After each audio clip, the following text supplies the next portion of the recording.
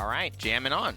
All Absolutely. Right. Sounds good. Smooth music. Smooth music. I'm having a good time here on the desk, and You now having we've a got ball? a new compatriot. His You name certainly is do. Hugh Judson. Well, that's a strong opinion. Falls. I have a British tie on Goodness and me. glasses. I'm very British today, How did folks. I do?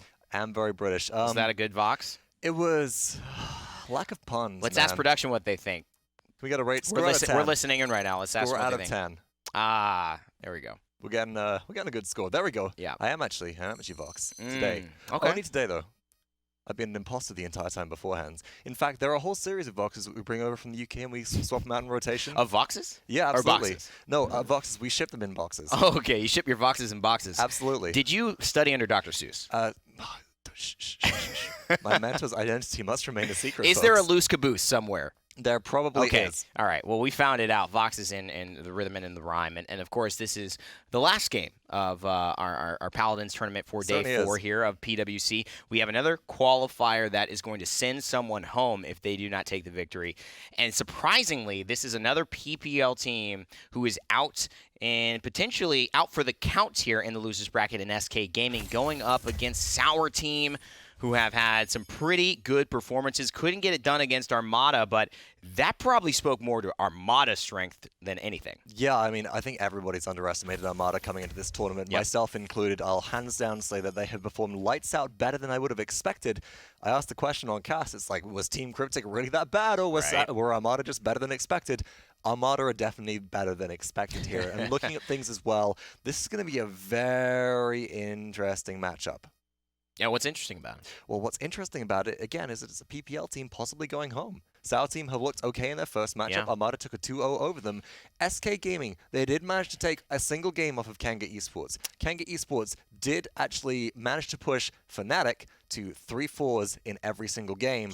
But really, it's have they rallied around? Have they figured out what went right in their draft, what went wrong, and how to fix it for that first set? And can they translate that into victory against especially this European meta that we've been seeing coming on through? Right. And you know what? A big name for me is Payin here. And Vocal has been giving me the juice. But Payin and Wi-Fi, players, especially on the Wi-Fi side, with veteranship, with LAN experience, multiple teams, been around the North American pro scene for almost as long as you can remember. And Payin needs to step up. This is the guy who's been so consistent for them. You look at this, 21 wins and 60 losses, but his KDA is 1.8. The man has got more kills than deaths. He's been positive despite this really bad losing record, basically losing, 20% or, 60, 70% of his games. And this has been really remarkable. Invocal just has a great stat line. And Invocal's one of the few players, as well, Evan, that actually feels like they've been able to utilize Talus relatively well. This was the big one versus Kanga Esports when it was double flank versus Kanga on this map where they picked Victor in a very defensive composition and completely broke it apart. So we know that Invocal will be relatively consistent with whatever they perform with. And again, a big question is, can Payon kind of step up to match that pace, right? Can they play the Eevee, the Drogos, whatever they need to necessarily to be able to go toe-to-toe alongside Invocal and make sure that there's no big deficit in SK's lineup?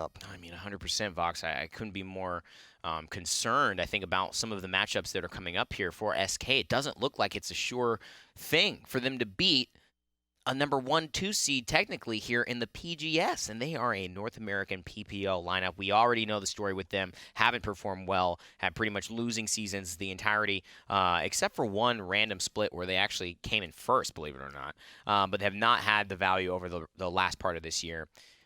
How do you feel looking at Sour Team? They performed in Armada. I know they didn't get the results, but do you feel good about them going into this matchup? See, the thing that I'm seeing about Sour Team right now is that just from the drafts which they pulled out, they're a little bit narrow. We had a couple of situations where they just didn't necessarily pull out the picks that we were expecting. For example, that second game on Serpent Beach, sitting there on the desk talking about like what the picks can be, and on the cast as well, was saying, all right, they can maybe draft a last pick, Willow and a Victor here as well, and they pull out the Cassie, and that's what they've been giving to Nixus just repeatedly at this point. And I know that Nixus is coming in and is replacing Nina Sassler, who's been such an important important part of salvaging their online phase, and it's a real shame that they couldn't be here. But you've got to remark, folks, that if you want to go toe-to-toe with the best, you do need to have that diversity of champion pool. So I want to see Sour go, okay, at this point, maybe we've got to stretch outside some of our comfort picks. We've got to let go of the Cassie. We've got to surprise Buddy more than the camera can surprise him, and that's a bit of a tall order. Do you feel like that was truly Buddy being surprised? I feel like Buddy is ready to... I don't think Buddy ever is surprised. Yeah, I don't think you see Buddy getting surprised. Man, you know, it's been an interesting one. It's been an interesting one. I almost feel like we got Cuss Cutie I almost here as well, feel, yeah, no. Cuss Cutie was being channeled by Gormizer earlier, and trust me, that was plenty of Cuss for. What are you looking at? Yeah, what are you doing? I just, where are you looking? I love that pop off, man. They can kill him. Though. So here's the thing. Yes. I'm feeling like, looking at SK, you know, you look at Pain. Obviously, eyes closed, but some people, you know, chats are going to make fun of that. But I, as a competitor in my life, I experience a lot of these moments where you get ready for a huge moment, and there's a lot of internal settling that you need to do, because it's these guys, you're seeing the end of a grind that has happened for maybe years to get to this moment and say, my back's against the wall. I either am succeeding or I fail right here, and I have to, you know, start something else up. And I saw that in Pain, and I saw that in Dethroner. Do you think SK are just more motivated to win here than Sour Team? I think they have so much to prove right now. Sour Team are coming into this as a PGS team, one of the lowest seeds in this land. They've got nothing but things to gain, right? Whereas SK have so much to lose. If SK take a spill here, things will be bad. And Sour Team start off by banning Frozen Guard and Frog Isle on the maps. SK take away Timber Mill and Fish Market. So none of that, and Bright Marsh, again, it is what the teams keep on going on to. They love this map. It has become the new Jaguar Falls. It's a fun map to play. I mean, I always love getting Bright Marsh in my casual games, and I honestly think a lot of that reflects what we see in the pro scene. That's because you're a Dredge main right now. No, dude. I actually purposefully... I've done so many Dredge videos, Vox, I can't play Dredge anymore. Really? It's a waste of my time. Okay. I've got like 7 videos on Dredge. Oh, my goodness. I've got like 2 videos on Ceres in my entire lifetime of Paladins. So now it's, can we make the Ceres work? Can the Soul Collector come on through? You know, I was going to do that, though. I'm waiting for the remix skin to drop. If there's anybody that's going to play some weird support picks, so in this tournament so far, I'm kind of looking towards Bitey to maybe throw something up. We know that Bitey took a step back from drafting in the last online season just because he'd often go for these kind of wildcard picks and things which is like, hey, this could theoretically work on paper. This could be a really cool counter. Yeah. But the execution is just so difficult that it doesn't actually happen. So with SK having a bit more draft stability, maybe they need that pip or something to come on through and just make things a little bit different. I wonder if SK now, in this start of the game, are going to draft, like you said, to surprise Sour or just kind of do their own thing. I think if you get in vocal on something comfortable, you've already won half the battle. Not Talus on Bright Marsh, please. Talus has won, I think, they may go for it. Bright Marsh. They might do. Invocal look great on Frozen Guard with it, but honestly, I'd rather see something like the Eevee come out again rather than a Talus here. I don't know. It's a difficult call, right? I think the Eevee would make me feel a little, I don't know. Pain's a very good Eevee, so I'm not going to say that until I see it, but I think it's a little bit more of a risk than you have to take in the way the drafts have been going. Like, you can get something just as good or better than an Eevee typically because of the ban phases. Look at this. Torvald is left open right here. SK take the bait here. Torvald does not have a good win-loss ratio right now, folks, and part of that is because when Torvald is left open, a lot of teams look at it and go, well, we kind of are obligated to take this. But, you know, there are a lot of different strategies into countering this out. Other picks which have been such a high priority, again, we can't not talk about the Ying here, folks. But Inara is open, and that's what SK will go for, and that's just the quintessential Bright Marsh first pick, right? I think you can avoid not picking Torvald here because you're going to get Khan or Ying pretty much guaranteed. Right. If they take Torvald. So that means Inara, Khan, Inara, Ying, Inara, blah, blah, blah, plus Drogos or Willow. That's a good lineup, and I feel like we can handle a Torvald there. So I think SK can pass on it here. You know, I'd love to see something like the Drogos. That's been one of the secret strategies for taking down Torvald for a long time, is you just use Dragon Punch, right? You just get rid of them. And Sour, they take the Khan first of all. I'm wondering if they will invest into the Ying early on here. I think they will. It's the Drogos for the damage, though, that they want to get online. They don't want to get that going through to SK, and they want to make sure that, you know, potentially, if they draft Khan Torvald, they have to play into the Drogos. If they draft Khan Drogos, they can take down the Torvald if it is picked, but no, Ashe is being picked up now. You know what? I actually don't mind that. You need help. I actually don't mind that. hesitate And to I think SK, in their mind, and part of me, I said I expect them to take it. I meant I expect SK to take the Ying. Right. I think Ashe is just the flex onto the second front line because they know Sour Team are not going to take Willow now. Right. They can't ban her out. So they're taking the next biggest priority, which most likely is filling out that frontline squad, considering Inara was taken by SK.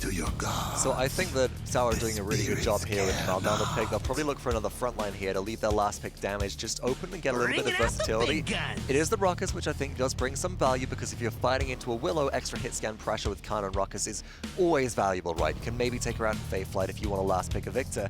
And speaking of that, SK are left with an interesting choice. It's like, we've got our frontline on, we've got our support, we need 2 damage. Do we preemptively pick a flank to potentially deal with a Victor pick? I don't have an answer that I feel confident in. I think Ruckus has a 73% win rate, though. I know that for a fact, and it's a very dangerous thing to let through. I think the Talus can work. I think you need a guy like Invoker to pilot it. Right, and we did talk a little bit about that before, right? It's like, Talus hasn't been working on Bright Marsh so far, but what if they're in the hands of a player like Bonkar, right? Or Invocal, for example. Right. Is it just a... I trust Invocal. Right. Is it the fact that the people that have been picking Talus on Bright Marsh go, this theoretically works out, but don't have the knowledge or the ability to execute exactly how it needs to be? I mean, it absolutely can get the job done, but you have to position yourself correctly. It's really more about game sense and positioning rather than can you aim, because the amount of damage, if you just keep your Tracer on a champion and it's actually just on them with an overcharge active, you are going to do half their health to maybe kill them if it's a Drogus in the sky. The issue here, though, with the Cassie, which I really like from Sour Team, it's flexible, it's bursty, and it's reveal. Talus can't sneak up on you at this point with the Scout. I think that it works quite well in the face of a Talus as a bit of a counter pick. If there hadn't been a Talus, I would have said that I wanted to see the Victor, and this would have just been pigeonholing from Sour.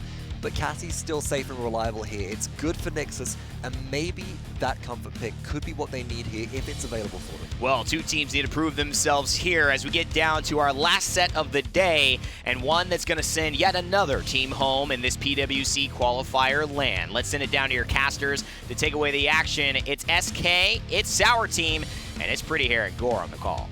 Thank you so much, Rain Day and Vox. We are here to bring you the final set of the day. Coach Buddy's last stand.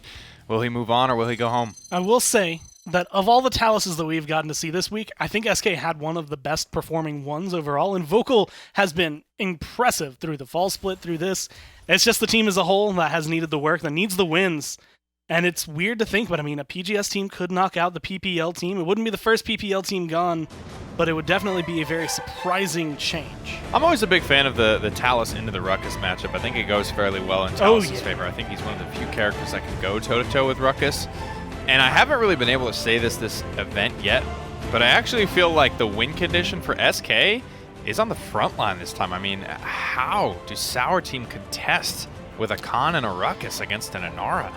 I mean, there's a lot that you're going to have to try and figure out the pressure out, and Dethroner is going to be able to get aggressive. He has had a really good Ashe so far this weekend, and again, it's just finding those right moments to get aggressive. Immediately, Zarini is pushed away, maybe feeling the force that they were hoping to bring to SK. Well, SK Gaming straight to the objective. Good damage out on a Dethroner, but who dives him, right? I mean, you don't really have anyone except for maybe Cassie that can get aggressive, and he will. Nixus finds the first blood on a Dethroner here, and with that, it looks like Wi-Fi is going to start to back up off of the objective. Nixus finds 2. Wi-Fi looks like it might be his 3rd, but he gets around the corner. Early game Inara, it's going to be very difficult to bring her down. That Warder's Field actually goes to the wall. The slow is good. The damage almost takes down Cassie. Almost able to get him, but not quite. Nixus staying alive there is big. 75% picked up, though, for SK Gaming in that entire duration. They've been pushed away. They've been locked down. They've kind of been corralled over here. Talus, this is not the boxing match that he really hopes for, but with the pressure they've had coming out, they are going to be able to get Jopi away and try to figure out how to come back. But so far, their 75% has almost been matched. It certainly has. Inara back towards the objective, trying to box out with Khan, but half health. Not feeling confident in his stance. Wi-Fi's dropped yet again on the objective. I guess the answer is how do you contest the Inara? You just kill her. Get her out of the way. Sour Team capture the first objective over the North American PPL squad of SK Gaming. Payin finally showing up and getting a couple kills, but maybe a little too late. Triple kill comes through, but I mean, at this point, what are you fighting for? You're letting them go back. They're going to get to mid-round bye, and maybe you get some pressure. Maybe you hold on to it. You've stopped the payload where it started. but there's not a whole lot, I want to say, that gives you a huge advantage there for SK. My goodness gracious. SK, I think they need to win this, man. They need to just beat somebody. You know what I mean? You are a PPL squad. You are supposed to be the Premier League, bringing it through for North America. You can't be handled by these European PGS teams. You got to ask him, how badly does Bitey want to sit on the desk for HRX again? I mean, that's kind of where it ends up, right? If you aren't able to get through here, if you can't get your team there, what are your plans for the future? As of right now, they're having some good moments, but again, like you said, PPL, this should be more of a landslide, I want to say, in favor of SK. And with the fact that they not only lost the force point, but are getting pressured out right now, I'm not sure what we can expect to see out of them. Getting exploded here by just the damage all across the board. Joppy finds one, drops to the low ground now. He's going to start pushing forward. SK Gaming on the back foot on the defense here. Sour Team somewhat late into the round will start to get this payload moving. They have a minute to make about 60% or so of the payload push progress. And Vokal's trying to get in there, pops the overcharge, a lot of damage, but no kills. Going to be able to fall back, though. 100% on the Hexafire, 100% on the Dragon Punch, and no % on the kills that are coming out for SK as of right now. They were able to get rid of Jopi, but that's about it. The pressure needs to be turned on, and I don't expect to see any ults come out. 40 seconds still left on the clock. This is a lot of time for Sour Team to still kind of work around with without having to force anything too crazy. Dethroner's out. There's ultimates available for SK Gaming, but the Fae Flight is down. Was just used True Power, Seismic Crash, as well as the Assert Dominance. Ready to go. Final corner here, lining up for Sour Team. This is the make or break fight. Will they convert on SK Gaming, go up to 0, or will they even things up at 1-1? SK Gaming so far holding fairly strong. No one wanting to move too far out of position for this one. Ruckus starting to fall lower and lower as we head into the final 10 seconds. Wi-Fi doing whatever he can, trying to play around this corner. A lot of cover, but also a lot of vantage points. You can see him peeking through the windows to get those angles down. Zarini's going to just get dropped, and that is really just DPS coming down from Invocal. I expect that he's gone into the record not only to burn down the Gon Shield, but anytime a emitter gets popped, those matchups are the ones that you were looking at. I mean, you were saying Talus is incredibly good against Ruckus, and if you give it to Invocal, if he can have the performances he's been having, then I expect that to, as time goes on, have an even bigger impact throughout the game. So with all the shielding on this Sour Team lineup, do you expect Invocal to be able to pick it up later into the game once he gets his Wrecker online? I'm hoping that with Wrecker 2, you're going to start seeing him have a lot more effect against the 1v1. So if he's in a boxing match with like Jopi, he should be able to start coming out on top. I think he's going to need the Wrecker 3, though, to have the big impact team-wide, being able to take down both of the shields, being able to do that without having overpowered up all the time. It's going to be very cooldown dependent, but it's definitely going to give SK a good, solid advantage. Nixus 4-1, certainly the story of round number 1 here for Sour Team. A lot of ultimates available, one of them used. Scout is the only one down, all the information gained. Here comes the Dragon Punch just to counter out the Inara. Hayes will land it. Is he gonna make it out? He gets a double kill, trading out. 2 for 2 so far in totality. Who is going to be able to get onto the objective now? And Vocal did go down. Dethroner is deep in the enemy backline, and he looks like he is not long for this world. Off the map he goes. Zarini expends the overpower to remove the second SK frontliner from the battlefield. Sour Team going to take control over the objective as well as the lead on it, but Pan's been playing this patiently. They still have the Fae Flight. They still have Assert Dominance as well for the side of SK. So even though they dropped some ults, even though they didn't go the way they wanted to, they have a gas pedal, they have a way to open the door, and they're going to be going for the kills, but immediately nothing's coming out of this. A couple of shots, a little bit of damage, but no kills. They're all just looking at him, but up from the sky, Payne will be able to assassinate Jopi, not before he's put out enough damage onto the field for Nixus to drive both of those kills home, picking up a double kill, 90% for Sour Team. Wi-Fi forced onto the objective. Nixus sees his opportunity to go assassinate Bitey in the back line, and he takes it. He won't miss a single shot, not a point of damage off the mark here. 90% still contesting. Wi-Fi falls, so will Invocal, and it looks like the hopes for SK Gaming in round number 2 fall as well. Overtime started and likely to end in favor of Sour Team. There's a really weird stat that would be incredibly impossible to keep up with, but how many times SK Gaming has just not gotten a kill out of someone who is sub 300 health? It has been so often that they get someone burned down almost all the way and they aren't able to finish it off. Pan experienced it, we've seen Invocal experience it, a lot of lockdown that is not affording a lot of kills, and then a lot of moments like that, yeah, you get Jopi, but you're about to lose so many members trying to take this engagement. Running out of ultimates here, and again, this is SK's map pick to be put on the back foot here in a best of 3 is not a good sign. If Sour Team can win SK's map, they get to put their best foot forward and potentially close the set. So SK Gaming have got to come alive. Now, I will say one boon that I think they could potentially have going for them is if Sour Team fail this offense, SK, if they get the payload in the next round, the 3rd round, you see this dynamic where a team has been on offense, and then all of a sudden they have to switch gears to defense. They haven't been having to play all round long, and sometimes you'll see them fumble a little bit, and conversions can be slammed home for like a 4-2 victory. But other than that, I don't see many alternatives for SK to make it out of this game because they haven't looked great so far. That round 3 2-2 scoreline means so much to a lot of members just because of the potential you have to be able to close out the game. It could mean a lot as well for Sour Team if they can continue getting aggressive and winning this point. But right now, it is all going to be Payan. Can he find the shot? Misses 2 in a row, 3 in a row, is not able to find the kill. Changes target to second. You and just still said it, doesn't man. lock him down. You just said it. I mean, how many times have we seen people escaping with low HP on the side of... And that's against a Willow, right? That's not because of healing making it through. No, that was all just those targets were dead whiffs. zoned the whole time. Not easy shots to land, certainly, but ones and kills that you hoped would find a home. SK Gaming on the back foot now. 40 seconds on the clock. True Power available. Seismic Crash available versus the Dragon Punch, the Dread Serpent, and the Hexafire. The ultimate's starting to ring through. Trying to set up stuns, but again, Gormizer, look at these health bars. These have to be dropped to 0. Low is not good enough. I mean, I'm just going to have to say it right now. Hayes, he had an unfortunate moment on Willow earlier where he was missing a couple shots that could have changed the game. Right now, he is on fire in comparison to what we're seeing out of Payan, who, yeah, he's hitting shots, but again, walking away like it's nothing. Finally, they kill off Zarini. Finally, they get rid of Hayes, and they might save themselves the point, but SK, it's getting a little too close for comfort. Yeah, there's a lot of damage coming out of Payan right now, though. He is able to confirm kills 1, 2, and 3 so far this fight. Looking for the 4th, but Bitey will get the go-ahead on that overtime. Just going to expire here as we head forward, onward, and upward. Long rounds, though. I will say these are not quick captures. These are full duration pushes as well, going all the way into overtime, both rounds. I'm keeping an eye on Invocal here. If he can get that Record 3 online, Talus might be able to turn this one around.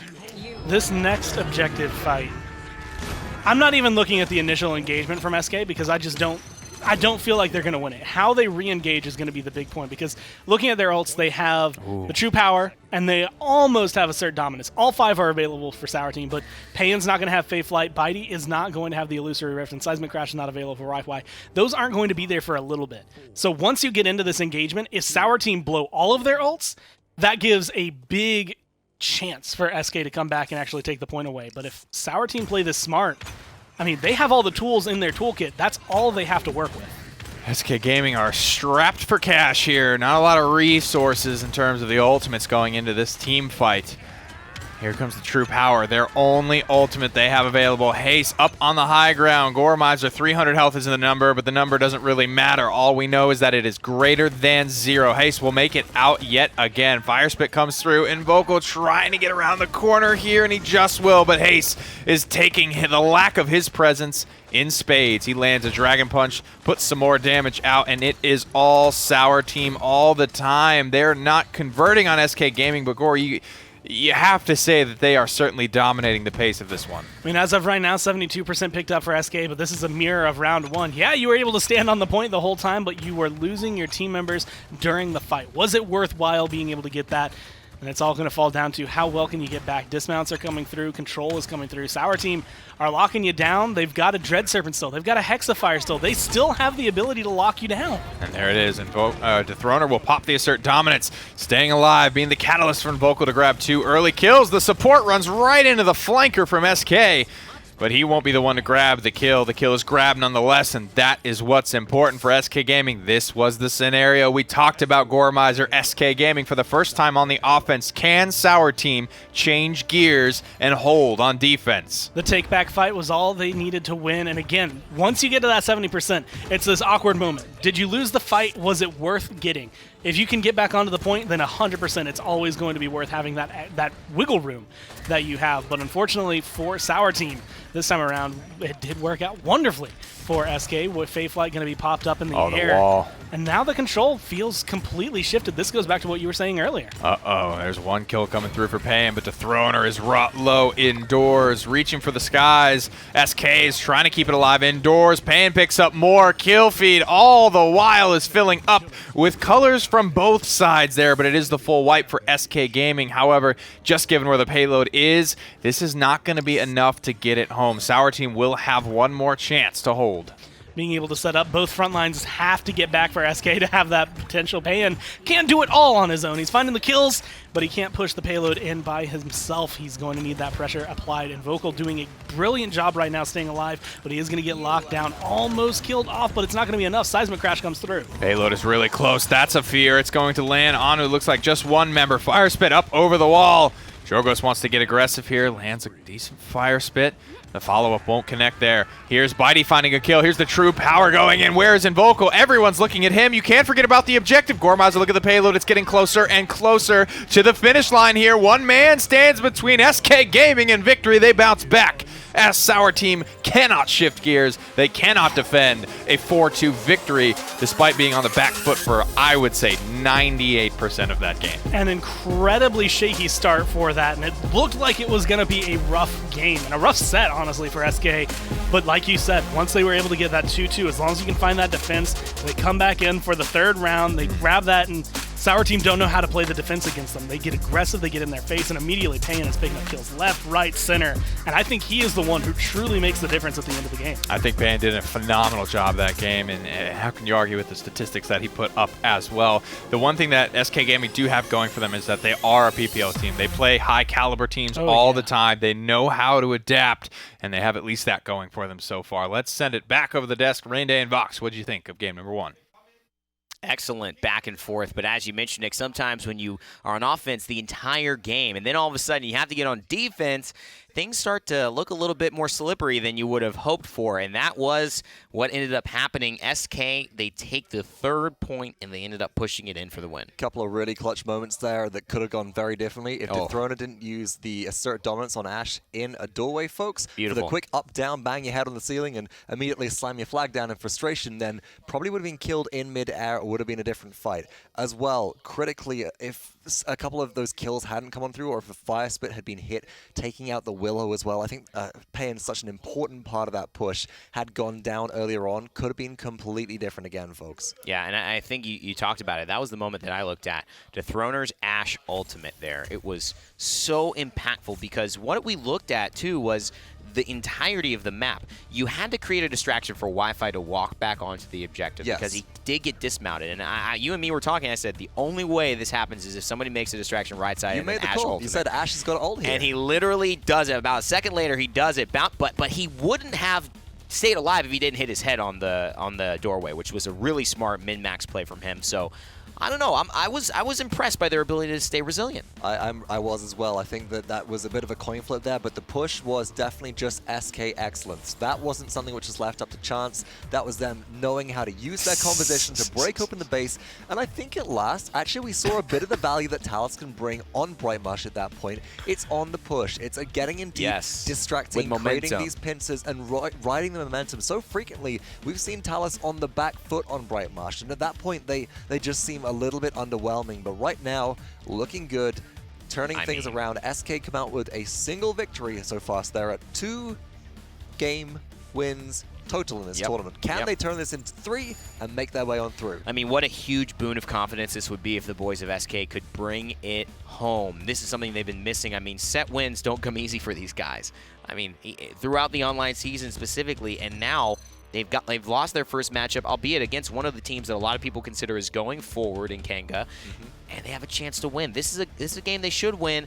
A lot of relief now that they did grab the first W. In our Steel Series MVP, it's going to be Payan some big rotations there. Catches Hayes out, and he puts the lights out for Jopi and Zarini as well. Look at beautiful that. Triple kill here. And this is just some of the value that, again, Willow just brings. She almost plays like a flank at times if you can get people that are out in the open. And again, this point on the payload push, Faithflight was actually used at least 2 times on this payload push. It was, yeah. Finding these little narrow angles from really high in the air to be able to rain down on what are commonly quite protected defensive positions just due to environmental cover are so critical. And look at this as well. Pain's just hitting not aerial to ground shots, but straight up ground to ground shots, just going for the direct impacts there. Important. And, you know, he's got a 5.5 KDA. That's impressive stuff right there. Oh, yeah. So even though he had those moments where we were all kind of like, you know, putting our heads in our hands when he was trying to hunt down Hayes on the Drogos, and then you just saw second on the Maldama slither away with pretty much 2 health to his name. You were like, oh, God, Pain, come on.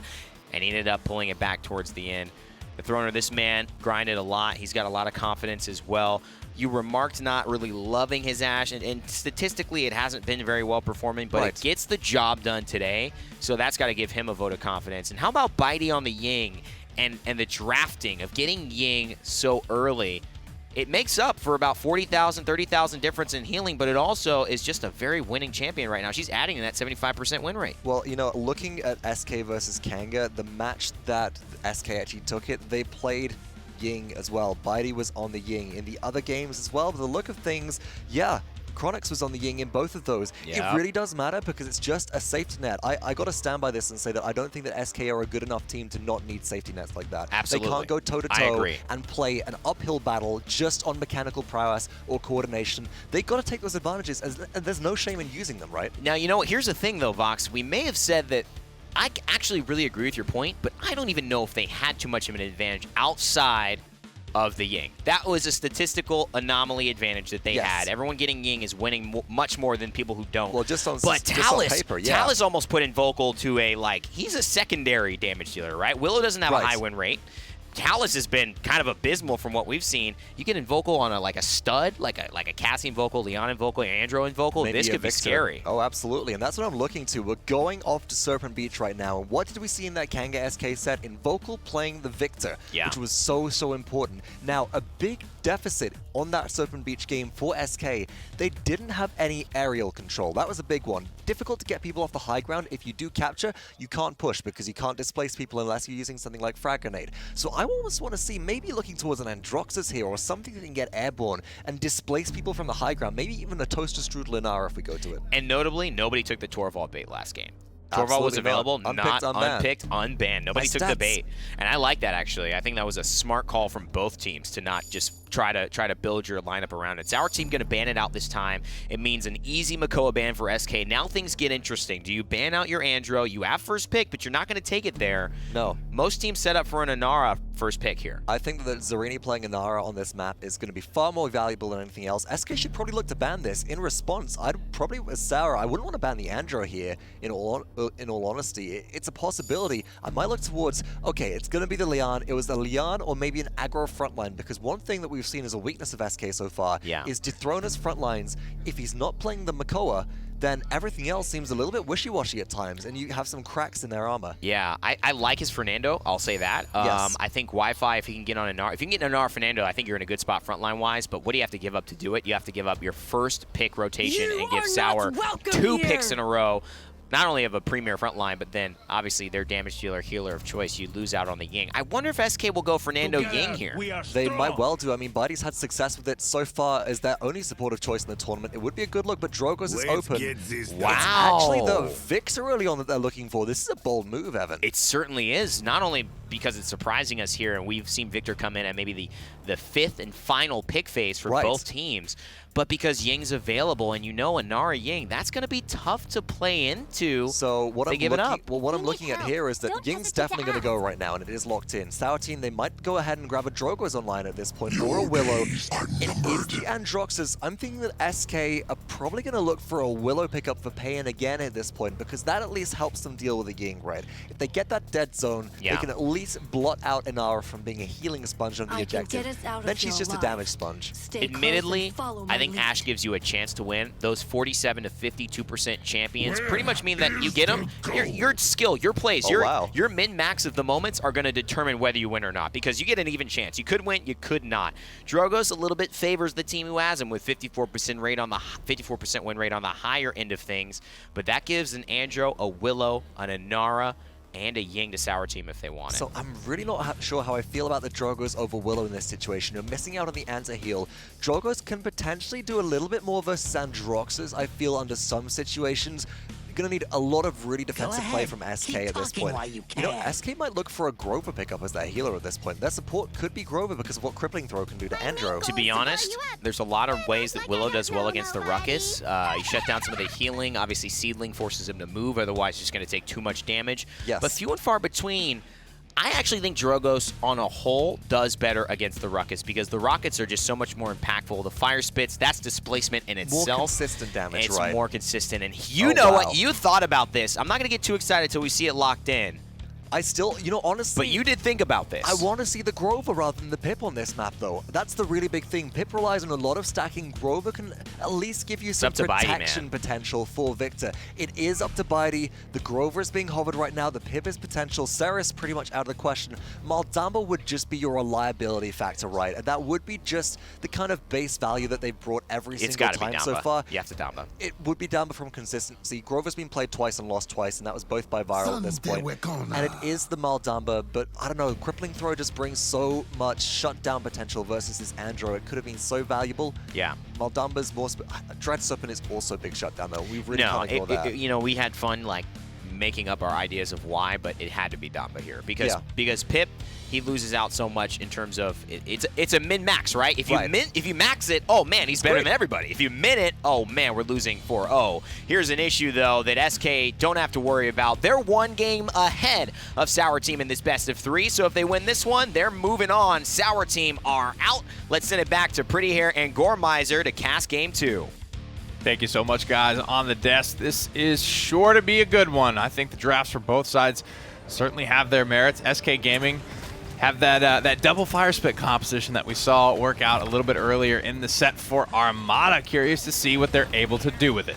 As of right now, Dethroner and Vocal getting shot down out of the air, and Vocal getting erased there. That is going to be a huge pickup, but Nixus is traded out for that engagement. Oh, Wi-Fi just barely safe as well. Jopi almost looking for him over the top of the shield here. Jopi in pursuit. Wi-Fi nowhere to go, waiting for that charge of advance to come through, but Wi-Fi is already gone. Very, very close calls here, but Jopi's just dominating the backline so far. He is all up in SK's business.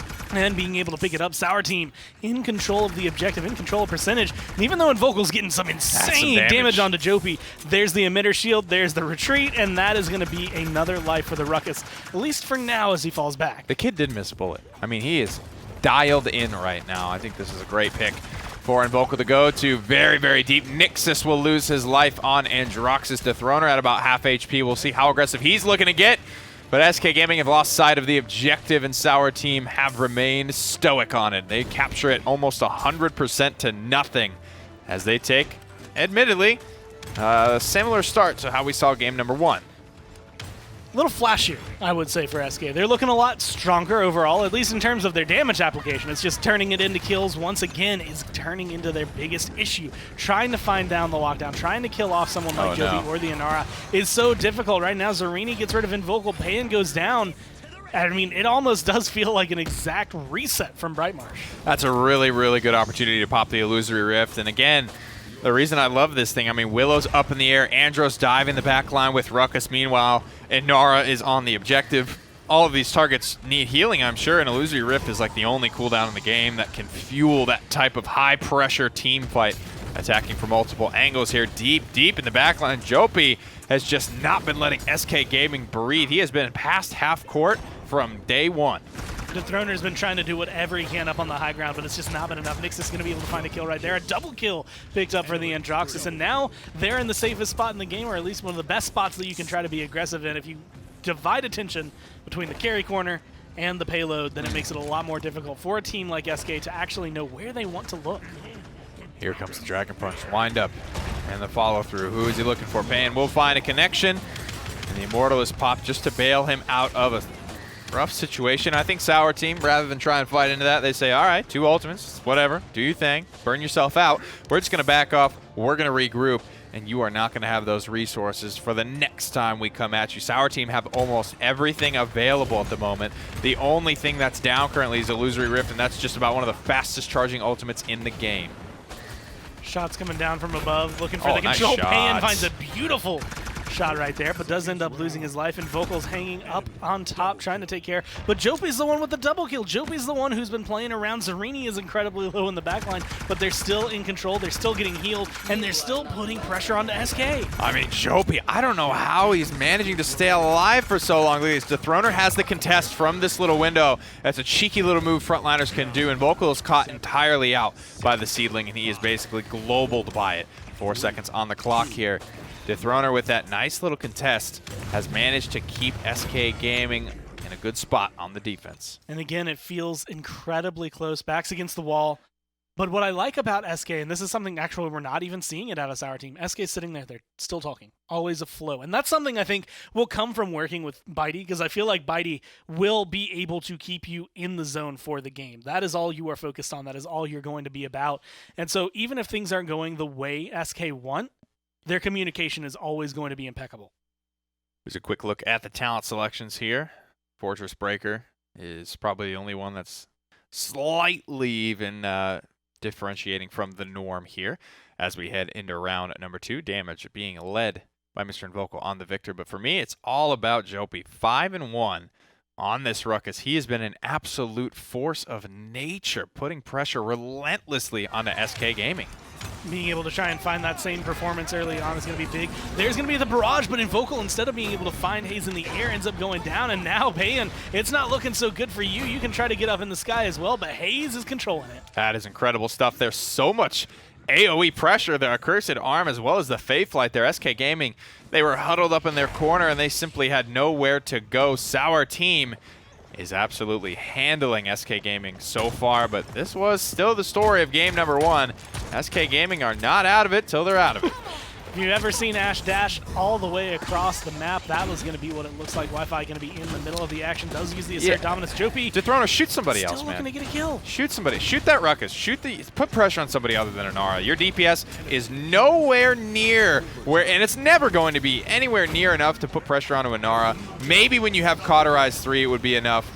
Gormizer, SK Gaming are looking messy here on Serpent Beach. I mean, that all comes through way too late anyway. The channel time does not save Invocal, and then you die anyway, right? Dethroner really just prolonged his life standing right there. Wi-Fi, like you said, trying to put too much damage into the Inara. Oh, yeah, there's Wi-Fi, not a lot excuse me, anywhere. not Dethroner. There's a lot of focus that's just not, I want to say, happening for SK. It feels like they're not sure who they should be targeting when their target should be clear. I mean, my eyes are on Jopi. If you can kill off Jopi, that makes things so much easier. Half HP Ruckus hexifying your team in the backline, or this full HP Inara on the objective. Not that Ash should never shoot Inara. I think it's most effective once you get cauterized, because Ash is one of the lowest DPS frontliners in the business. It's all about the consistency of her auto attacks. That's where she comes into play. That's where her strengths lie.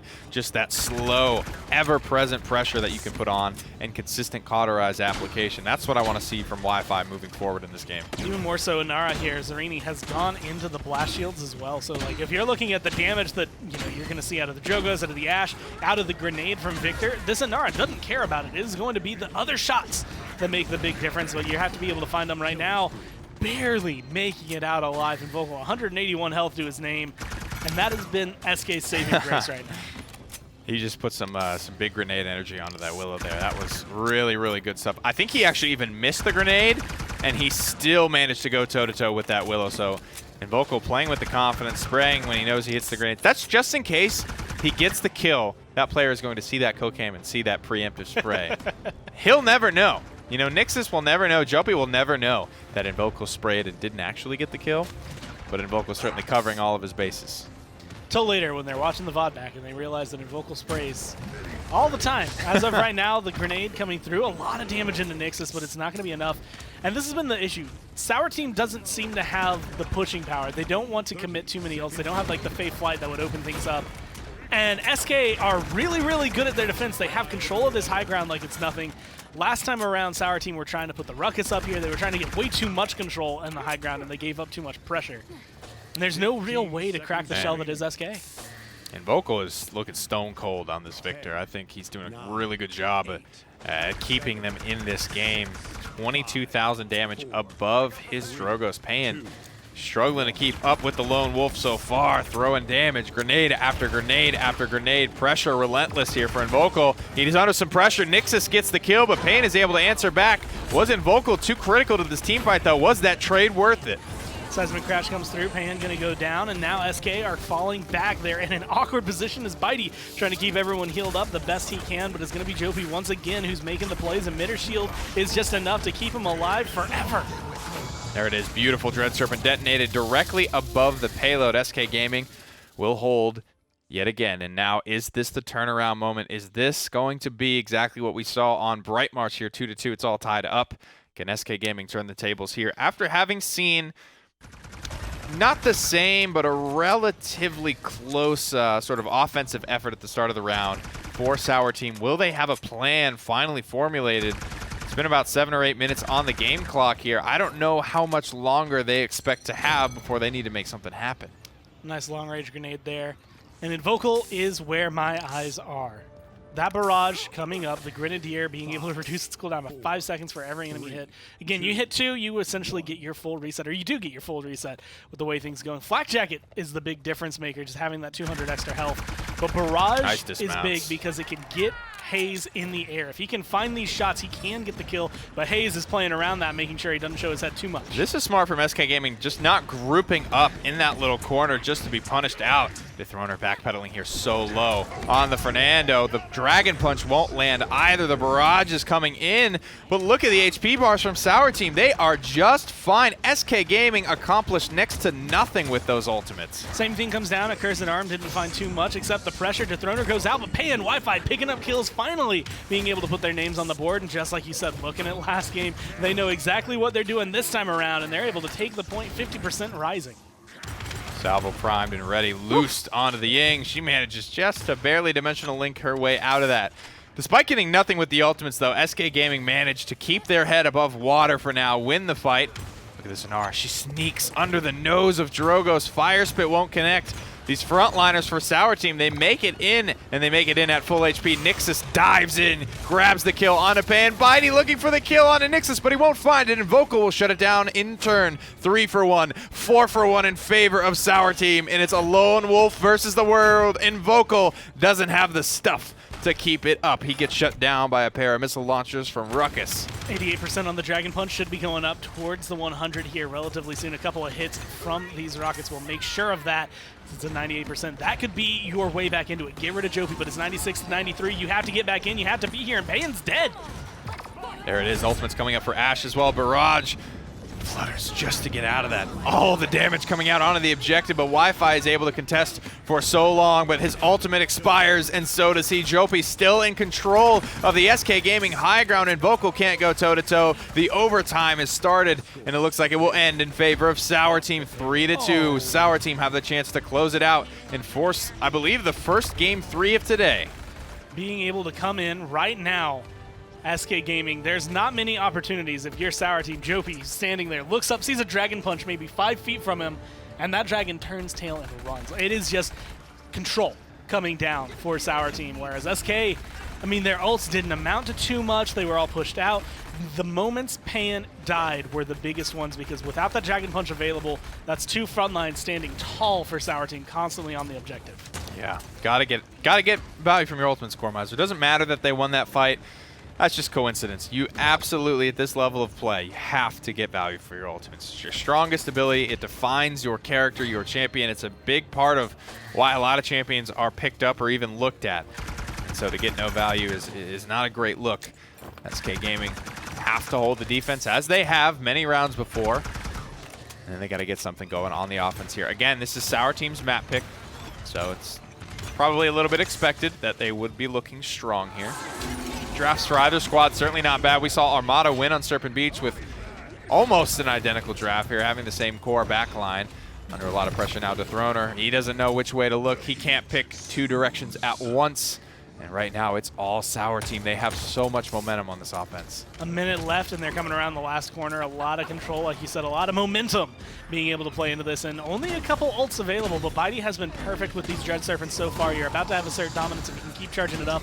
And they are going to be looking to try and throw some of those out, but I mean, even if you get the defense, you're going into the next round maybe lacking some ults. This is good stuff, but you're right. SK Gaming are spending resources to hold this defense. Sour Team don't really have any of their resources to match. So it's okay for them. Honestly, they're just kind of equalizing and second being allowed to live here for now. He's trying to frag out on Bitey. Wi-Fi's going to put a big body in front of him. Staggered kill, though. This Ying won't even be respawned for another 5 seconds. Only 20 seconds left in the round there. That's going to be a significant advantage to SK Gaming. No Illusory Rift to blink back into this fight either. Salvo's ready to go. The team's just waiting with bated breath for the final 10 seconds of the round. No Dragon Punch, no Immortal, no Dread Serpent, so a lot that can still go wrong if SK do let anything slip. But right now, 2 seconds left. It's going to be going into overtime, and that's going to be important for their pressure. Can they get rid of Nixus? That would be a big kill. There it is. He's all around the map, though, and Vocal's creeping up.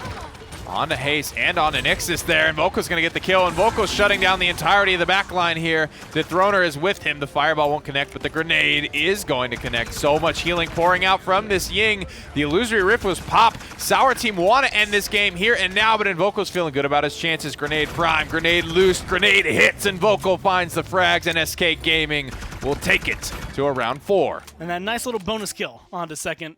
If not anything, then the credits that it's worth, but also the confidence that you have going into it. 3-3 backs against the wall right now for Sour Team. If they lose here, they lose it all, but they've been in control. And the biggest thing I think they have going for them is they've been reading SK's approach to this fight at the beginning every single time, and they've been keeping them on lock. Nixus, a big part. Look at these flicks. This man is dialed in. Mutu would certainly be proud here, and Androxus players across the tournament certainly keeping an eye on the young lad here from Sour Team. No one really pulling away with it except for Invocal. 18-9 on his slash line. He always looks good. This is just the story of SK Gaming. Invocal always drops a pretty hot KD, but the rest of the team just cannot put the victory together with ease. The amount of pressure he's been able to put out on this Victor has been a lot, but it's going to take a little bit more than that down the stretch if they want to get the entire win. 67% rising up. Pan does almost have his ult. If he can find the kill right here on the Nixus, that'll make such a big change, but Wi-Fi Pan instead of the ones that are going down.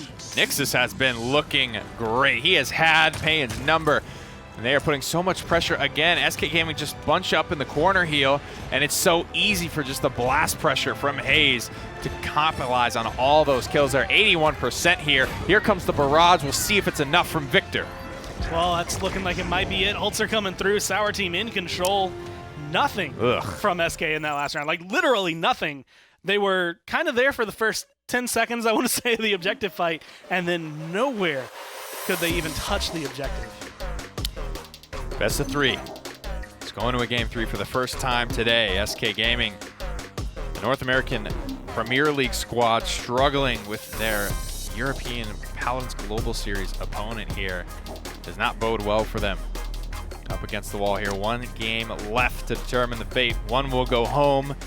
1 will move on here. What are the differences you want to see from SK going forward? I mean, a lot of their target acquisition, that's really where a lot of the issues I see from coming through. Like, yes, sometimes the ults aren't really getting quite the utilization you would want them to, but there's so many times I see someone like dumping damage into an Inara when that guy's almost dead. Like, shoot that guy, Inara's going to be there no matter what, especially if you're a frontline. Where you are placing your attention, I think, is making a bigger impact. It's going to a game 3, guys. Let's send it back over to the desk to get us ready for our first distance set of the day. Thanks, Nick and Gore. Yeah, it's first game 3 here on the day, and it's a good one because we have 2 teams that have definitely not proven themselves quite yet as far as the totality of the Paladins international community in esports. And now, I don't know if this is going to prove anything. Maybe for Sour Team, if they win, starts to prove a little legitimacy on that side. For SK, though, I mean, even if they just barely eke by, there's not a lot of positives you take from this set. You struggled with a European PGS team is what people will take from that, folks. It's not looking good, but SK, if they want to stay in the bracket, they've got to do it anyway. But that last point, I mean, as we take a look at the stats, we'll see how some of these stack up. Invocal, 18 and 10, still doing Invocal things. And Still honestly, doing it's Invocal starting to feel like things. this player is wasted on a lineup like SK. Right at the end there, SK straight up choked our last point fight. We saw a great Dread Serpent from Bidey Yeah. going up to the high ground to make sure that you would protect Pain on the Drogos, who has been under so much threat from Nixus and Droxus. Really good reactions, and Pain lands one rocket. And that's the only damage which hits Andro. Sure, the reversal comes up, the Fire Spit doesn't connect, but Dethroner was up there too. With the Fernando, keeps the shield up, isn't able to find that Androxus. Yeah. What's going on there, Evan? I'm just so confused. You know, it's really just, at a certain point, it is missed shots. It's missed opportunities. And I don't think Payan hit the shots he needed to. He was 11 and 14. Now, a lot of that has to be given credit to the value Nixus brought on the Androxus, because that was some special stuff. That was some serious reminiscent Mudastina flicks back on Serpent Beach days of old. And, of course, on Jaguar Falls, the most famous clip there. Don't tell anybody it was Cuss Cutie on that one. Absolutely not. But, folks, I mean, yeah, still, as you said, Payan under a lot of pressure from the Androxus. One of the things which we did notice is that every time that Nixus was diving on these offensive pushes, because ultimately this game did go the distance, it was a 4-3, it was still Nixus dives in, ends up trading, but right there at the end, again, it's this lack of focus on certain targets. Yeah. Like, why aren't you popping the Ruckus emitter? Going into a Haven investment, no Wreckers on the board at all. Joby, for a lot of this, was able to sit there and free fire, and speak of free firing, what kind of pressure was on the Haze at all throughout this game? It was hard because you didn't have the comparative kind of pressure that Nixus was able to apply into the back line of SK Gaming. Right. With Androxus on Haze in the back line for Sour Team. The hit scan was the Victor, who wanted to stay in the back line. Nixus wanted to get up front. He made things uncomfortable for Payan. Haze might as well have been chilling at the Ritz-Carlton pool. He was absolutely relaxed, no pressure whatsoever. It was a field day for him. For days, just free firing for days, Evan. And looking back at this as well, we can take a look at the drafts, and as you mentioned, it was just lack of backline pressure. If you don't have offensive pressure coming through in your damage dealers, and we remarked coming into this entire tournament that it was double damage, double frontline compositions. Flanks were not something which was considered a huge important part during the online phase. And during this tournament, we're starting to see them become more and more important. If you're not drafting that, that pressure needs to come from your front line. But Dethroner was being corralled, playing very scared. Wi-Fi's Ashe was uninspiring. It's a really tough shout now for a Now SK. what do you do? Because, you know, at this point, you've really prioritized Ashe 2 games in a row for no reason. Because you don't have to set it up so that you get an Ashe. You feel like we'll just get by with the Ashe. But it's really hurting them. It is really hurting them against a Ruckus and an Anar. Like, the Ruckus has been such a dominant front line in this matchup that the Ashe is just trying to hang. She's just trying to stay around. Exactly, and let's talk about that pick priority that we saw coming through in Game 2. It was for SK, Fernando, Victor, and then in the second picking phase, Ashe and Drogos. They could have taken a Ruckus there instead of the Ashe at that point, and sure, you have difficulty at fighting into the Ashe if she's just continually throwing up these shots on the Serpent Beach. It's difficult to deal with, but you haven't got the, even though you got this a pressure and threat of being, well, more of an irritation than anything else, you haven't got the same lethality that Ruckus just brings to the table with those big guns. So here's what I kind of look at, right? Because another big key is SK have the chance to go 3-2 up, and they do not zone well. They leave the right side open. Payan looks like he was looking at his cell phone. I don't understand how he doesn't know where Nara is. She's on the point, mounted underneath him, and he fires a fire spit towards Sundial Room. And you're like, dude, he walked underneath you. I know we can see player outlines, but for crying out loud, she's already visible by 2 to 3 people on your team. How is this going down? You got to say that it's hard to say what's wrong with SK right now because they've had those things, which are not draft issues at all. Right. Then they've had Ashe things, which are draft issues. And what do they do now, Vox, to minimize mistakes? And how do they, with this pick on Splitstone Quarry, get the advantage to go through? You know, honestly, I don't have a good answer for you here, Evan, because you're right. It's not a single big thing which is holding SK back. It's a lot of everything, and that's the problem there. Yeah. Jack of all trades, master of none right now. They don't take a full handle in the draft. They don't take a full handle in in-game control. They have moments in which they shine, but they don't have that we are the best at what we do in any single field. If I wanted to fix anything, I'd say screw the draft, it's execution. That frontline control was abysmal in the last game on Serpent Beach, and that needs to be better. You know, there's a lot of people who root for this team, region aside, because of what they've kind of gone through and the struggles over the last season. The fact that they're still here, that they're still giving their best, that they're still having so many stories thrown into the mix, like the Dethroners, like the Payans who are coming up. And we do have to take that into account, right? This is Dethroner's first split as a main roster frontline. Right. And we're putting him up against some of these players that have been playing tank in an active roster at a PPL level or at a high-tier PGS level, scrimming regularly with PPL teams for much, much longer. And that is something that we have to factor in, but that can't be an excuse here. I know. It's tough, and I really relate to it because you look at this across the map in a different sport in basketball, and you get a guy like, you know, Luke Walton coaching the Lakers and everything's okay. Right. And LeBron James shows up and now you lose 6 games and it's like, we're firing our coach. Like, he's like, whoa, hold on. Can I have a leash here? I think that's where SK are at. Like, they got some new players, but how long is the leash? You've lost too much throughout the season to not have a major shakeup, one would assume, if things don't go well at this LAN.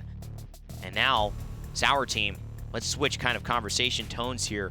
Looking really good in that second game, and Nixus and Hayes are popping off, man. They How do you really stop are. them? I don't think you can outdraft them at this point. I think their champion, well, Nixus has a narrower champion pool. We know that much. It's been the Cassian, it's been the Androxus so far, which they've already gone to. SK can strip that away. The sanctity of the but wild. realistically, I'm not looking for them to focus on those picks. I think that the damage from SK will be reliable no matter what they're playing. It is the front line that's been holding them back. Getting the Inara on first pick after Lian and Willow and Makoa and Kana banned out is important.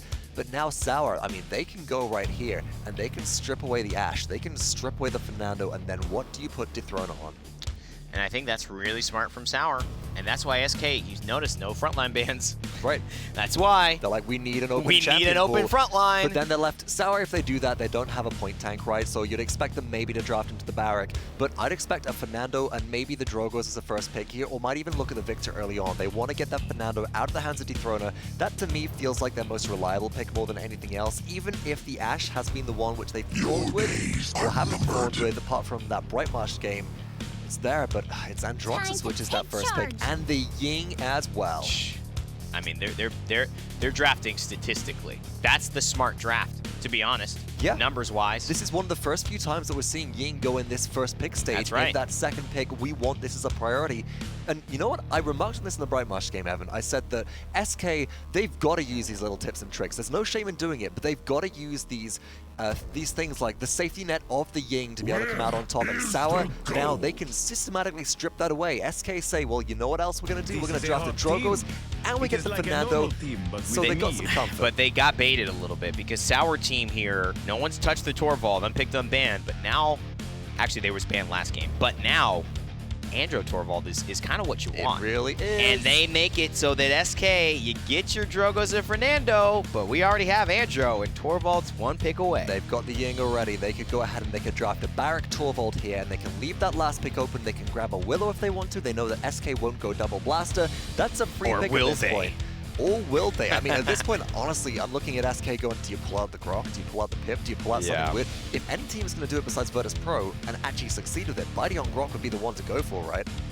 I think so. Yeah. But I don't think I like Grok here. It's only if you play them into a Barrack, right? But no, it's actually the damage pick which they go for. And they grab the Victor saying, you know, we don't need the Willow. Let's grab the Ashe, let's grab the Victor, let's leave that last pick open. We expected the Torvald to come through earlier, Evan, but having seen Torvald's win rate and how counterable they are, in retrospect, hindsight is 20/20, right? I think the Sour team are playing this a little bit safer, and that's good, because if SK drafts something which can just straight up deal with the Torvald here, they don't have to pick them, right? And you know what? I don't mind the Cassie. I think it's just consistent. It gives it gives Invocal something to make a call on. And it's great anti-Torvald, potentially, because again, there's nothing you can do to stop that disengage if you want to run big game.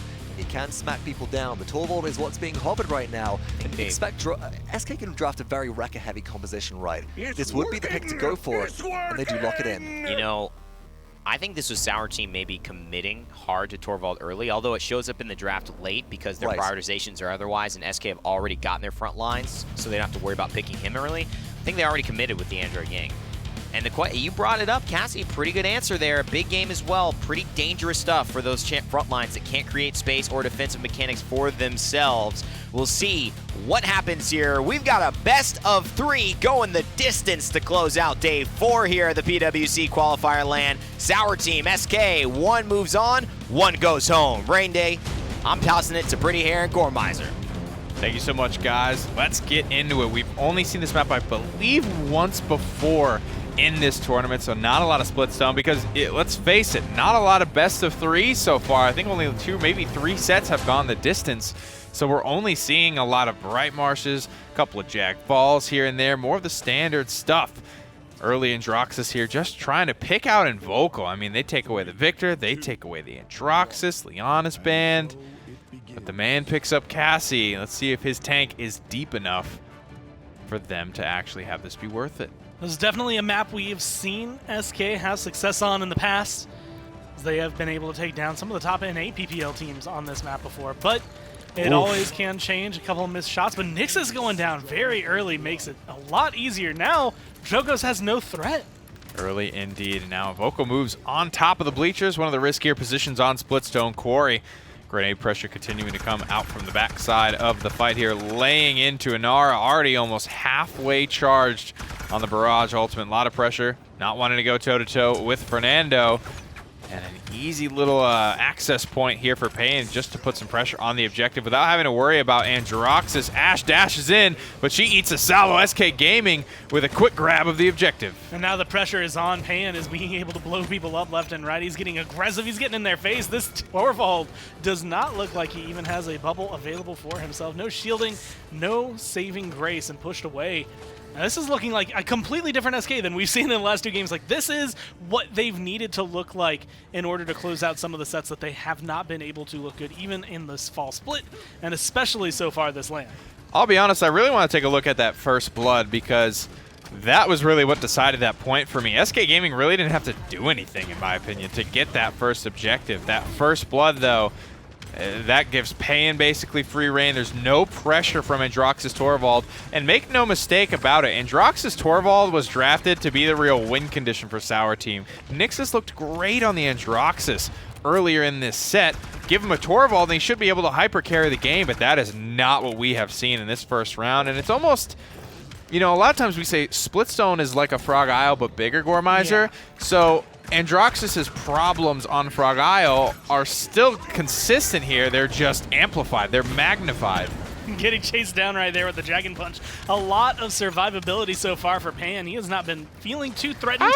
Getting aggressed on by Torvald of all people, and the kill will come through as Jopi is able to pick that up, but the rest of the kills are what matters. SK are picking them up left and right. And he will go down indeed. And Jopi, I mean, after the performance that he had on that Ruckus, I mean, he was putting so much pressure on. He just can't do that on Torvald. You know, you're taking a lot of control of the game out of his hands, and you're placing even more eggs in the basket of Nixus on Androxus, who was just dead silent in round number 1. And that first blood. Where did he go? Important. So he gets his bubble, and comes in. I think he ate a rocket. I think that's what it was, because that bubble just really disappeared, evaporated quickly. They do a good job of just keeping Payne safe. 1 kill the entirety of that round for Sour Team. Yeah. And it was the one that we caught on camera. Watching Jopi kind of tick down at Pan, but Wrecker 2 seems to be the way that SK Gaming are going. And they have things like kinetics, they have a brand, Wrecker, they have a follow the sin. They aren't worried about the anti-heal. They are all worried about the shields. Ooh, that's a big boy fireball there for the big boy. 6'8" dethroner to the back line, and he is straight dunking on fools. My goodness gracious, he just steamrolls Sour Team. 5 for 1. SK Gaming curb stomp the Europeans in this second round. And Dethroner, first LAN as a starter for a team. This is going to be important for them to win. SK need to make it a little further for them to feel confident going into any of the splits in the future, especially with the way things have been going for their fall split. Being able to hold this angle, pressure's on. He's been able to find some good fireballs. Will they keep it up? Nixus loses the duel to Invocal. That's it. That's the difference. It's just that simple. Nixus is not winning his matchups. He is not getting frags in the back line. His shields are being popped. He can't keep the pressure on, and Invocal picked out, banned out, going deep in the champion pool, and he is staying ice cold for SK Gaming. The shots are going to be good right now. Nixus up in the air, dashing around, but Pan's still alive, and Vocal's still alive. Now Pan's no longer available, but the rest of the team is still finding frags. Nixus doing whatever he can to try and hold on, keep this overtime dancing, but it's not enough. There it is, 99% overtime started and likely to end in favor of SK Gaming. Hyper Beam's coming out, but it's walled off, and Vocal continuing to fill up the kill feed. SK Gaming 3-0, looking like a Premier League squadron here. Perhaps a superior draft, perhaps just superior play. Whatever it is, it's working. After map 1, it was a little shaky, but it seemed like SK got things under their foot. After map 3, you start to wonder what exactly they have going for them and what Sour Team are bringing to the table. It's because they were playing a lot better, but this is the SK that we have been missing. This is the Premier League style play that we have been missing, I want to say, from SK, and it's looking a lot better, a lot cleaner, although there are still going to be some mishaps like that. Is that Nixus's first kill? I need to see KD's right now. Nixus has been so quiet. Okay, now that's his third. 3-6 here. 0-3, 0-3, 0-5, 1-4. Sour Team, what is going on? What has happened to you? Maybe it's just a lack of pressure overall from Nixus. If Nixus can get the ball rolling in the back line, then eyes are going to be turned away from the rest of Sour Team, and then they can get something going. It really is a domino effect here, but it has got to begin with the Torvald Androxus. This is supposed to be a win condition. They second picked this Ying and this Andro, and so far it has not paid off. I mean, all 3 of Nixus's kills have been on to Payan. He is the only one killing the Dragon, and he is the only one who is able to get that many kills. The other one has been happening a little bit there for Jopi, but there hasn't been enough. Most of these kills are just the natural predator being able to take onto his prey, but so far, that's not enough. Like you said, not anything is really coming through. Sour Team are falling. The Victor, the Ash, honestly, even the Torvald don't feel like they're doing anything. I don't see a way that this game is not over here. I mean, SK Gaming are an absolute freight train coming at Sour Team at the moment here. To the back line, the bubble, the accursed arm. This is the one hope, and it yields absolutely nothing again. Sour Team will fall short. Hayes manages to shut down Payan. Maybe they can get something going. They have SK in a corner against the ropes. Can they pressure this? Ash trying to box out as best she possibly can, trying to keep this pressure onto the back line here, but they need to punish. They need to penetrate the defense. They need to get in there and get these frags. Zarini finds one. Nixus barely stays alive, gets the bubble as well. Dueling out with Inara, but she's still above half HP. These records that have been coming through, everything that has been working there for SK has been phenomenal for them, and Inara has just been soaking up the healing. Bitey is pocketing, but now he is going to be gone, and that's going to make it a lot harder for Inara to stay around. 17 streak right now for the front line. Will she be able to hold on, keep overtime going while their team comes through? No, just too early or too late, depending on who you're looking at. SK Gaming still smiling, though, still feeling good about where they are currently sitting. Sour Team smiling as well, shaking their heads a little bit.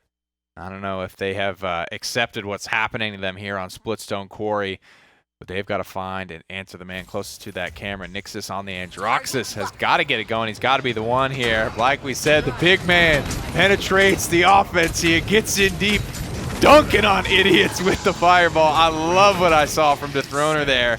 It was very deliberate. You know, he's got the wrecker, but he does not stop to shoot that shield. He headed straight to the back line there. He kind of had one killing blow taken away from him, or I think he could have strung that together easily to make it a quadra. It has been a hot minute since I have seen someone just completely forgo a movable object. Brand Incinerate, the fireball's up, the brand is always up, and Hot Pursuits here are going to be moving around a little bit faster. That's given Dethroner the ability to get aggressive. I thought we were still in the replay, Gormaz. This looks like the exact same play here for Dethroner. He's pushing it right up the gut here. Might try and track down this Victor. He's got so much anti-heal from Brand. Is it going to be enough? He doesn't want to let it come through, but he's keeping Hayes on the roast and is able to find it there. Hits the spray to boot. Wi-Fi. Dethroner finds 2. It's the front line. It's the big, beefy boys. 2 for Dethroner. 2 for Wi-Fi. Dethroner looking to make it 3. Dimensional link back towards the objective, but it's a futile effort. 72% to nothing. SK Gaming still with a seismic crash, still with an immortal, still with a dragon punch here. They are set up to go through. Nixus makes it pretty far, going to be able to at least get his team some overtime. No, maybe he dies too early, 96 and rising, but Zarini is here standing as best as he can, does find a kill, but is again that 3-second fireball cooldown.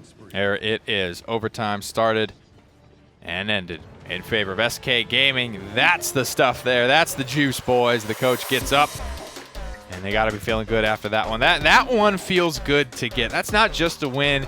If they got a win like they kind of got on Bright Marsh, I don't know how SK Gaming would be feeling coming out of the set.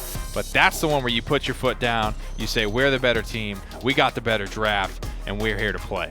And they made it look clean. Unfortunately for Sour Team, that is going to be the end of their path but it is going to be incredible seeing what SK, if they can come back, rally back here, they have a lot going forward to them, but they do have at least a couple more opponents before they can confirm them any kind of spot to HRX, and honestly, a lot of them are going to be some walls to climb. Well, that concludes it for this last set of the day. We're going to throw it back over the desk and get ready to talk to SK Gaming.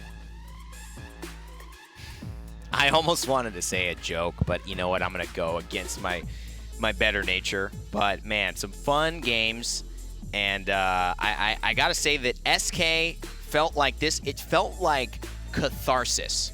Agreed. I don't know if you're familiar with that word at home. I'm sitting back here. It's kind of like when you have all this stuff inside of you, and you get the release you were looking for, and it could be emotional, it could be spiritual, it could be physical. I think honestly, on all levels, on all levels, it was that for SK as they make their way back to the kind of the lounge area. It was a phenomenal game to showcase, what a good way for them to win. Right. We'll talk about Sour Team in a second, but what a good way for them to win with like clarity and a convincing fashion, and for Dethroner to have the big game that he did. And of all of the maps to do it on, the one in which they took down G2 at the start of the set in that very first game that we saw SK in the full split. You know, I have some notes, Evan, from that last game. I want to read a couple out to you. Okay, I want to hear what you wrote. Lack of Torvald / Andro pressure on the background. Yes, the back we line. talked about that. We definitely talked about that behind the scenes. Next up is, in all caps, Big Fireball. And speaking of, check out Dethroner, 11-1. Wow. Next gap, SK fully in control. We see that Next damage. line, all caps, Dethroner. And that's what this game was for me. This was Wi-Fi just getting to sit on point like Wi-Fi likes to. Invocal unpressured, Payan getting to do Payan things because Dethroner is manhandling everybody on Sour Team and keeping that Androxus away from the dragon. Dethroner had a 16 KDA. Meanwhile, Invocal sneaks in with about a 12 KDA himself. Goodness. Would have been a 24 KDA if he didn't die that second time. But boy, oh boy, what a performance! And again, you felt like it was meant to happen with Invocal playing so consistently at he's playing at that level. We already know Invocal's gonna give you a star performance. Who else can show up?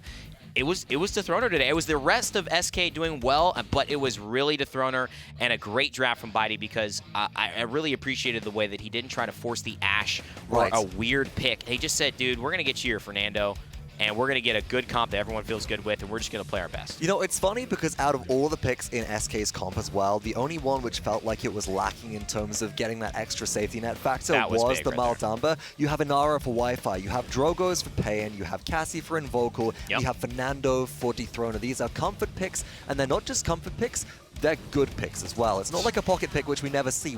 These are proven picks that win more than the others at this point. And it was everything that SK needed to have the confidence to say, you know what? I think we can do this. And I think also you have Invocal taking the second, the brunt of the damage picks. All right, what's the not priority? And you could play it better than probably anybody else on our team. But this time it's Cassie. It's not Talus. It's a Cassie that, and it's not a Victor who can't get to the back line. It's Cassie who can stay in the back and do just as much damage as if she's up close, but she can go mid-range too. She can get you the reveal. That was everything you needed on Splitstone Quarry to have the effectiveness he did. Sour Team, I know it's the last time we're going to talk about them. They're going home. Final thoughts. I thought they played really, really well in this tournament. I'm looking up for a lot of these guys. They played great throughout the tournament, great throughout the set. The last thing which I can really remark on with Sour Team at the end is they had a lack of frontline pressure. The Torvald didn't do enough, and that seems to be the big thing that I'm asking at the end of all of this is there too much being weighed in on this granddaddy bubbler at this point? And are we looking maybe a Barrack or something instead so the Ashe can play aggro rather than sit on point and put pressure onto backline, and Vocal doesn't have so much of a free game? Well, let me ask you this. Was it just the commitment? They committed very early to that. We said the Torvald came in late, but that was just because it was they were setting it up. Yeah, you already have your two front lines. We can pick ours later and get our damage, but I don't know. Do you think that was the big issue? I think that might have been part of it. I mean, but props to Sour for saying, you know what, we're going to go with this strat. Choice. We have a strat. We're going to make this choice. We're going to commit to it. And I think you do have to do that to sometimes find out if things work right. It just sucks that it was for an elimination game for them. But again, we can't say enough of GG's to SK for staying in the fight. You know what? I'm excited for this interview. It's not a lot of interviews I get excited about. I can't wait to hear from Bitey and Dethroner after winning their first set here in what feels like forever, but here first at the PWC qualifier land. Let's send it over and hear what they have to say. All right, well, congratulations, guys. We're here with Dethroner and Bitey. I mean, how are you guys feeling? This is one big win for SK. You were facing elimination, but you get to move on. Well, It's been a work in progress, and it's just like, I'm gonna say it. I think it's just working in what land's like. Pan is technically our main drafter. Went in with a plan. That plan didn't work. Adapt, adjust. Look at that Ying, brother. 75%. She's got a great win rate for sure. Is that it? Is that the difference? Was it the draft from games 1 and 2 to game 3? Because game 3, you started to look like a Premier League team. I mean, Dethrone of the way you were able to get to the back line, string together some fireballs. What made the difference on Splitstone? On Splitstone, I feel like on game 2, like the way our draft was, it was hard to push with the DPS. Game 3, we had full control of Corey, so like I just got to do whatever I wanted Corey. I pushed their DPS back, pushed the take back, and then I just went to the support after that. Typical Nando stuff. Oh, Typical Nando record that came through. I mean, your fireballs, like your pressure that you applied for that game was impressive. So for looking forward, I mean, you guys are going to be going up against big egos. Are you feeling pretty confident going up against another NA team? Yes. Yeah. Without question. Going up against NA versus going against a blind region, you don't, even though everybody loves each other, you try not to share anything. So you keep it pretty blind. Like we were with Kanga, didn't really know exactly where we were going, but with big egos, there's history, there's precedent, and there's power. Not only that, their DPS are afraid of me. I mean, they're gonna ban Ashe and Nando every game. Just get ready for the Ashe ban. Might the Nando ban. It's coming. It's coming. All right, guys. I mean, some big words here coming out of the losers bracket. That's really good stuff from you guys. Good luck to you in your future matches, and we look forward to seeing you tomorrow. Thank you. Thank you. It's good to have some. It's good to have some fun there with Dethroner and Bride. You could tell the confidence, and they are facing off against big egos as well, which is going to be such a fun matchup, and honestly one that got better because SK are going into it. It's teams and players that know each other. There's history. There's always a little trash talk. It's like what we saw with the whole CIS versus European regions, right? It's this inter-big ol' region kind of brawl. I can't wait to see what goes down. It's going to be interesting. We might have to see some pocket picks come through, but there's so much history between those teams at this point. I mean, you may not like to throw in his trash talk, but are you going to say something to him? I'm not. I will. That brother's two of me. I'm a DPS main. He's. I'm gonna ban the Ashe and Fernando. Vox, I straight Vox, up with your noodle self, you need to come on out of there, pal. Come on out of there. Take a look at the bracket. I got a glass door right now between me and Dethrone. I can say you anything. look more like ramen than a challenge for Dethroner in the ring. I gotta say that. On a scale of 1 to Timberlake's hair, early 2000s. Yeah, exactly. Maybe one piece of hair. Not the whole thing on the head. Yeah. Okay. I didn't know we were having roast Vox for dinner. Yeah, we are. You've been eating too much ramen. You don't know what's on the menu now at home. That's what it is. There's the bracket upper, and now we have the lower bracket as well. What has gone into today? He's got nothing. I'm sweating at this point, but we got some sweaty matches coming out tomorrow. More elimination games, Evan, and on the lower bracket especially. Splice and Renegades. I mean, this is PPL NA head-to-head, and Kanga and Team Cryptic as well. Can the OCE team stay in the fight? It's gonna be so exciting, man. I cannot wait. Every day gets better and better. It really isn't this land so good? It is. And look, we're starting off with elimination games. We're coming in hot, folks. Splice versus Renegades, Kanga versus Team Cryptic, then Fnatic and Virtus Pro to see if the EU PPL teams have had a bit of a switch up. And Space Station Gaming and Armada, two PGS teams, still in that upper bracket. At this point, we can call it, it's officially quarterfinals, but upper bracket semis at this point. My goodness, nobody would have called the Armada pick. That's going to be crazy, man. You know what? Actually, Nick has them going top going 4. the distance? Yeah. After seeing their performance in the last couple of days, I believe it, folks. It could potentially happen. Space Station will be a formidable set of opponents to go up against, and that will be difficult.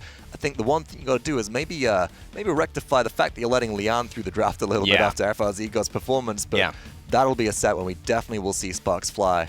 Yeah, and if you are an SK fan, they're going to be able to take Big Egos tomorrow, but then they'd have to play Virtus Pro or Fnatic. And that's a must-win or go-home matchup. And I don't know if anyone has them over those two teams, but SK is going to have to get over a lot of humps and grow as a team quite a bit if they're going to make it all the way to qualify for HRX. A lot of storylines to follow, and tomorrow, of course, we will have more of that at 11 a.m. I believe we start. But remember, this is all getting to November 16th through 18th. Next Friday, my friends. That's where HRX is upon us. It is the Smite World Championship, Console World Championship, but most importantly, that's right, I said it, the Paladins World Championship and the Paladins Console Wars. Evan subbing in for Big Egos in the next matchup. I see them. But folks, it's an event that you just simply do not want to miss. Best time of the year, and I can't believe it's so soon. I can't believe it either. Well, it's Rain Day and Vox signing off. Thank you, Pretty Hair and Gormizer, for the cast in that game and all the teams who participated. We will see you all tomorrow, and as always, never give up, never stop gaming. We'll see you in the realm. HRX is brought to you by Hi-Res Studios, iNet, Mixer, Alienware, and Skillshot.